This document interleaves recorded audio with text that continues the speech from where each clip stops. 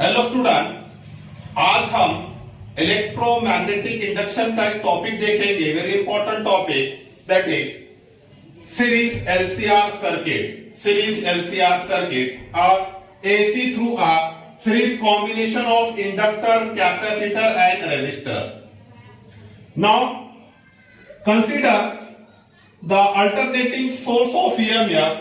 Alternating source of EMF is connected across a series combination of inductor, capacitor and resistor as shown in figure. यहां पे हमने क्या किए कि एक सीरीज में इंडक्टर, कैपेसिटर और आर कनेक्ट किए और उसको जो है अल्टरनेटिंग सोर्स ऑफ ईएमएफ से कनेक्ट किए।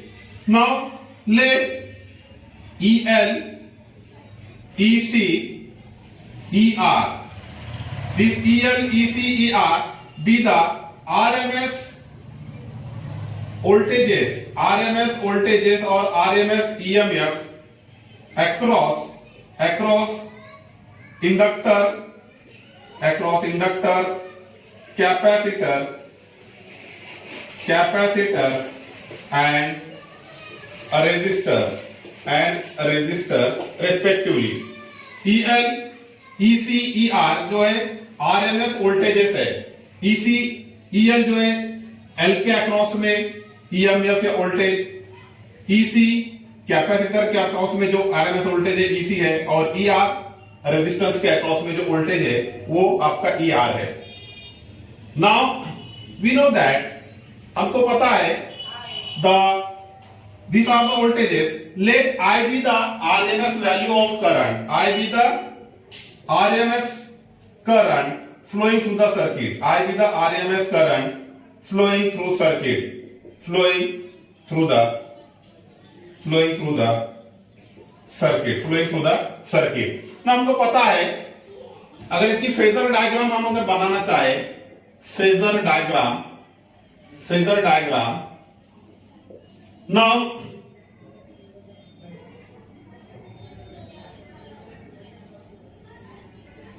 this is the current I, this is your current I, and this is EMF E.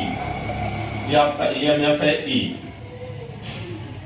Now this resistive circuit में हमको पता है the current and EMF are in same phase. तो देखो यहाँ पर करंट और EMF मींस इसके अक्रॉस में, रेजिस्टेंस के अक्रॉस में EMF होगा ER, तो ये सेम फेज में होगा, तो एक ही लाइन में आएंगे। ठीक है, उसके बाद में हमको ये पता है this angle is become phi, consider this angle is phi. उसके बाद हमको ये पता है कि EL क्या होता है कि EL lead the current by 90 degree. ये करंट आपका I है, EL जो है हमेशा लीड होता है करंट से, कितने से 90 डिग्री से। ठीक है, उसके बाद में कैपेसिटर में EC जो है leg behind the current by 90 degree. तो EC 90 डिग्री करंट से पीछे होगा, इसलिए हमने इसको नीचे निकाले। EL करंट से 90 डिग्री ऊपर होगा, ज्यादा होगा, लीड में होगा, तो इसलिए हमने इसको ऊपर निकाले। ठीक है, नाउ दिस इज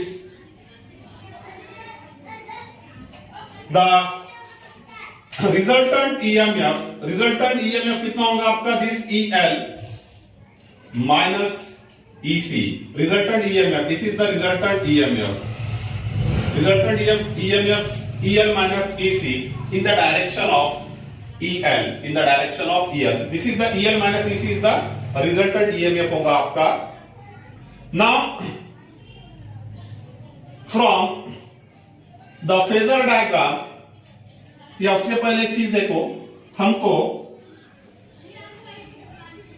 ER अगर हमको निकालना है, ER तो ER क्या होगा, I into R। ठीक है, उसके बाद में EL अगर हमको निकालना है तो I into XL। What is XL? XL is your inductive reactance. जिस तरह रेजिस्टिव सर्किट में रेजिस्टेंस होता है, इंडक्टिव सर्किट में इंडक्टिव रिएक्टेंस होता है XL, उसी तरह से कैपेसिटर में EC is equals to I XC। XC is the capacitive reactance। Now from phasor diagram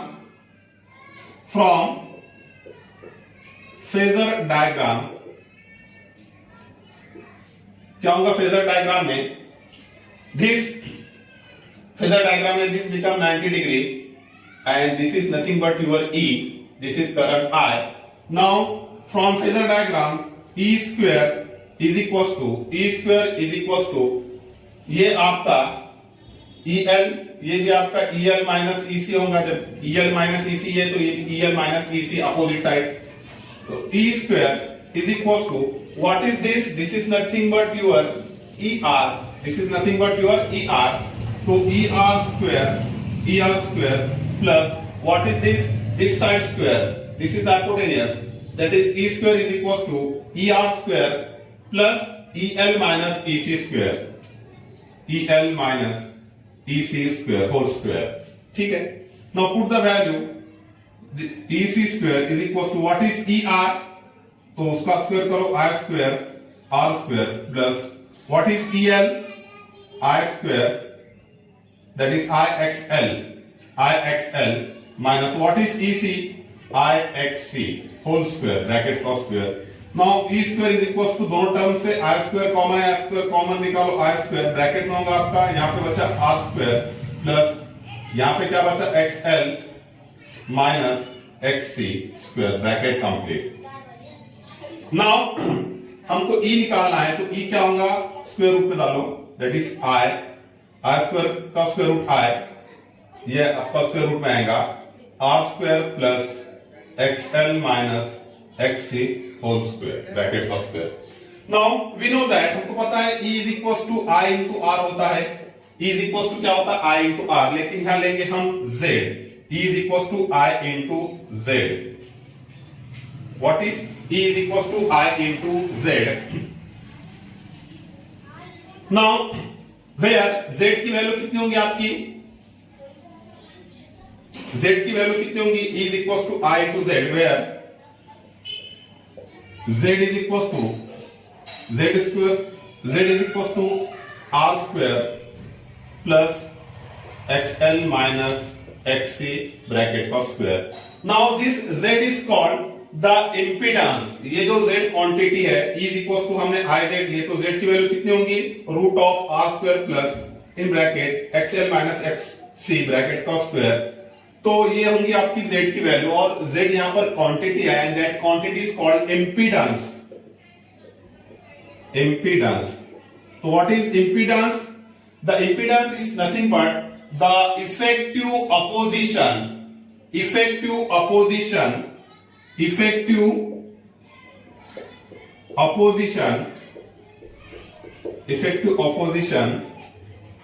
offered by effective opposition है, लेकिन कौन ऑफर कर रहा है? Offered by inductor capacitor and resistor connected in series to the काय को opposition है? To the flow of AC current. To the flow of AC current is called impedance. What is impedance?